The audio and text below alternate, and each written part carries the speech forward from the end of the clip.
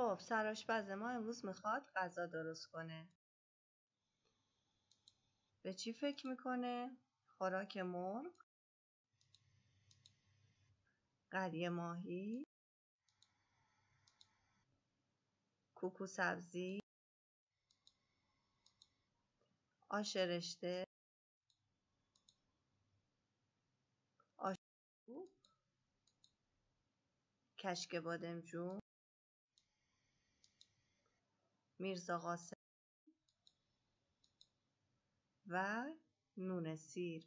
خب هر کدوم از این غذاها رو بخواد درست کنه، عنصر اصلی سیره.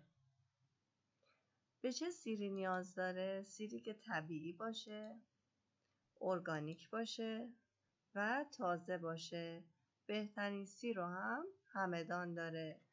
سیری رو میخواد که موندگاری طولانی داشته باشه و بعد از حتی گذشته 1 سال بتونه همون مزه و طعم روز اولش رو بده.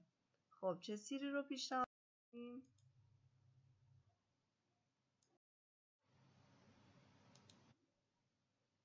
سیر تازه موگ که هم محصول همدانه، هم میتونه تو یخچال تا 2 سال موندگاری داشته باشه. چجوری بخریمش؟ از دیجیکالا.